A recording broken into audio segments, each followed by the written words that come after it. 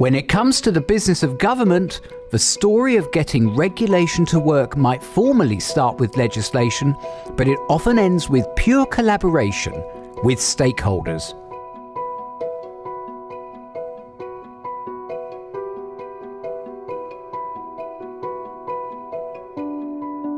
Kia ora, and welcome to the programme. In this series, we look at how certain conversations can make regulatory stewardship really work. And in this episode, we look at conversations between regulatory practitioners and stakeholders. Collaboration between stakeholders and government can make the business of government work better for all. Nice lofty lines, but how can and does it work in practice? In the programme today, we look at when it can and has, and the 7 friendly tips that we can take away from it. It happens to be here at the port, but the business of collaboration could happen anywhere. The office of Harbour Master is ancient. It has been traced back to the ancient Greeks, to at least 317 BC. Port, harbour and water safety may have been as much of the Harbour Master's brief way back then as it is now. But what ancient Greece certainly didn't have was the New Zealand Port and Harbour Marine Safety Code. So what's so special about the code? Let's take a look at the players who are represented in the governance structure.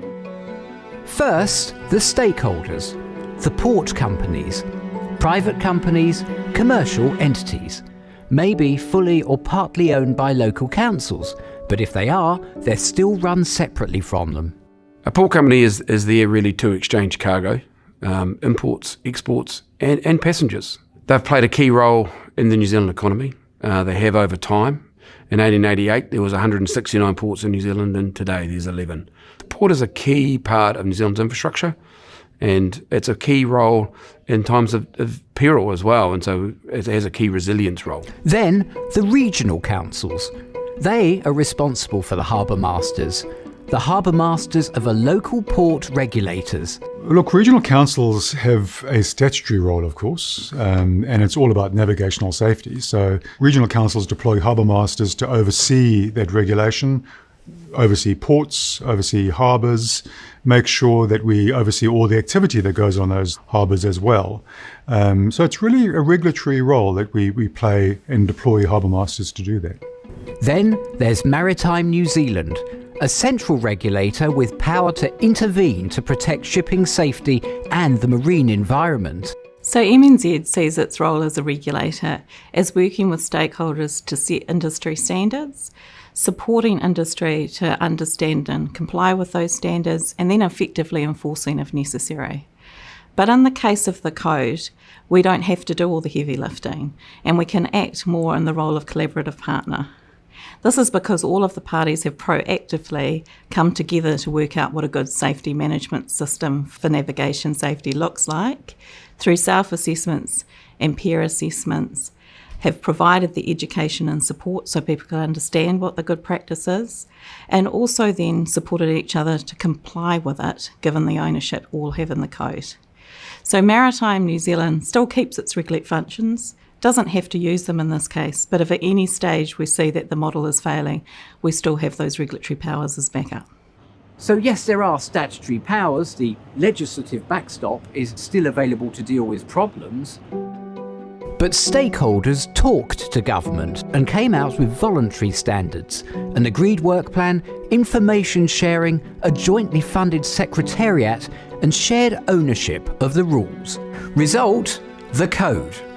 Now, not every regulator or regulatory system is going to have a fully voluntary code like this, but if you are a regulator watching this, we hope you'll be able to take 7 friendly tips from the code experience to make your conversations with stakeholders go more swimmingly.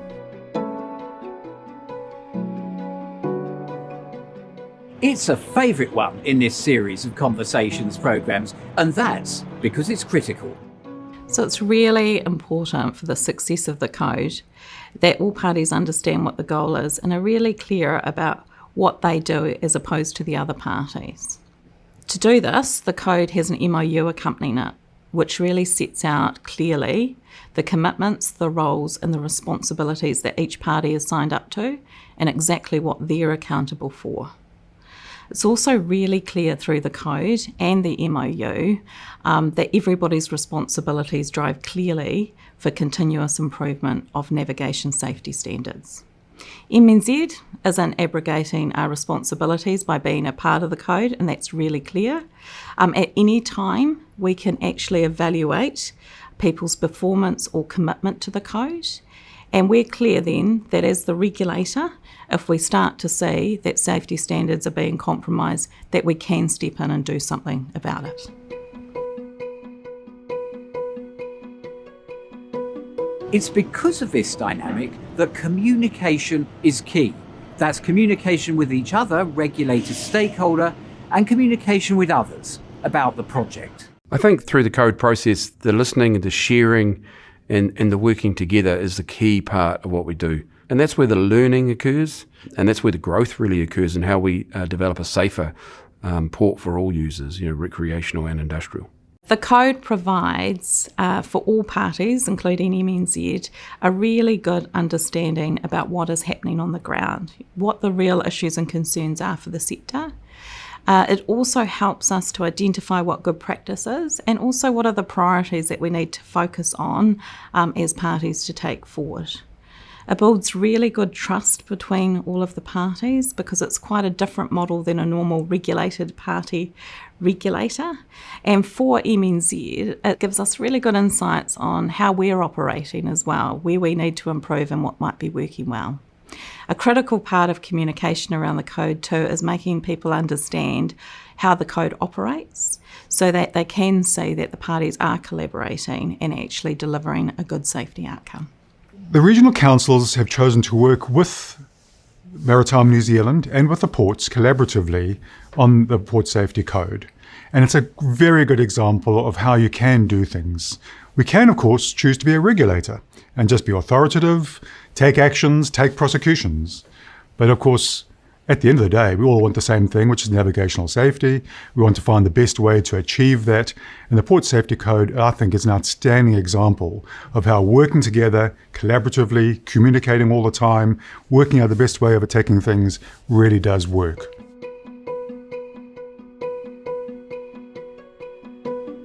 Regulators have responsibilities. They also have discretions and policy-based frames of reference that can often make co-design and co-implementation with stakeholders possible. In a collaboration like this, trust is fundamental. It's built on relationships over time, and it's about saying what you'll do and doing what you'll say. And it's really, really critical to focus amongst the whole group on what the underlying interests are for us all. And in this case, it was clearly maritime safety. MNZ has trust in the code because there are robust processes, accountabilities and checks and balances through the peer and self-assessments. Also, all parties have to provide resourcing or staff to make the code work, so they've all got skin in the game. All parties are also incentivised to ensure that they hold each other to account. Everybody knows that if some parties start to not be committed to the code and safety is compromised, that the regulator will step in and set the safety standards, and then some of the benefits of the code will be lost.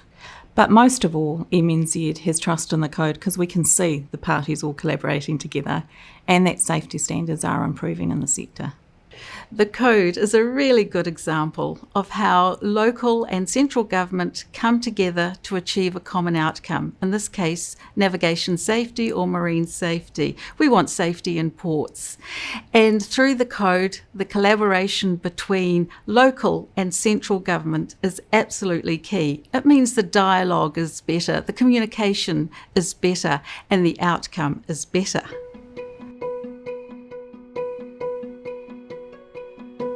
So good regulatory stewardship enables innovation, and innovation and continuous improvement is driven by sectors and not often by the regulator. So the code in itself is an innovation, but the code also encourages innovation and continuous improvement. And it does that by people sharing good practice and innovating on top of that good practice, and also provides a forum for code parties to come together to solve problems and innovate. The other good thing about the code is it's more flexible than regulation. So it can adapt more flexibly to changing context, conditions and technology. MNZ also can play a really vital role in ensuring that innovation is enabled to provide a benefit for safety, but also to make sure that it doesn't compromise safety.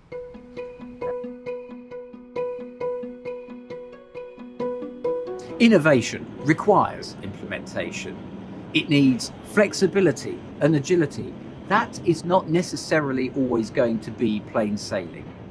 How do we mitigate the difficulties? Each port and harbour is an independent operation, and it can quickly respond to changing circumstances, and the code allows for that.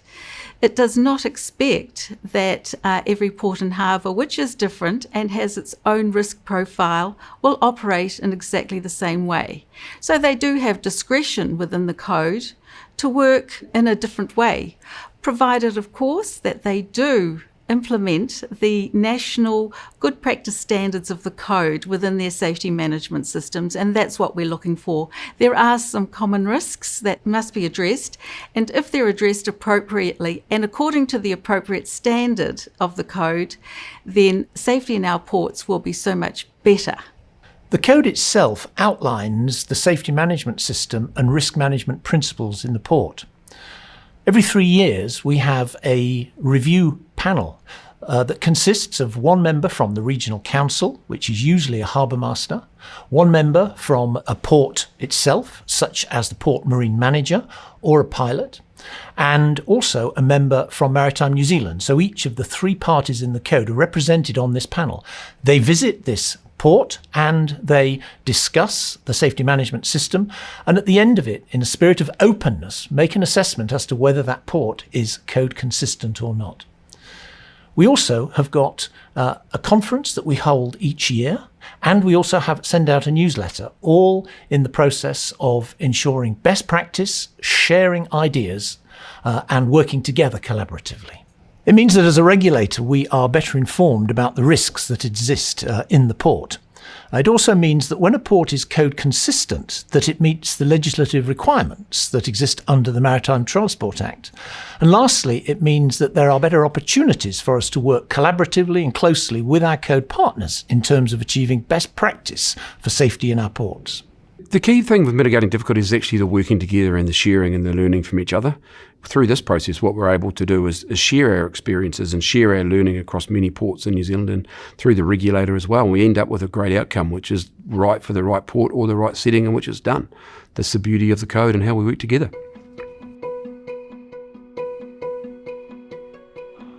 These are not usually one-shot conversations between regulators and stakeholders that produce products like the code. Relationships, continuing and evolving relationships both before and after the project goes live, are key. The relationships of the code have been built up over time. They require continuous work as people come in and out of the code, and to keep building that trust as things go on. And yes, there can be times when there's blips in the relationship, but because of the intent of everybody trying to deliver the same safety outcome, people work really hard together to play the long game on those relationships. If there's anything that I have learned in my career, and particularly as Chief Executive of a regional council, it is relationships are everything. The ability to be able to communicate, to call people, to work through issues and find a common resolution just paves the way to success for everybody. Again, the Port Safety Code is a classic example of that, where we are confronted with issues, sometimes really unusual and challenging issues, but working together, finding common best practice, getting the best brains together to work on it is the key of the solution. Keeping together, working together, communicating is absolutely everything. Final tip, how did it go? Can we promote the work elsewhere? Can we share the story with colleagues across government? Can we share the lessons learned?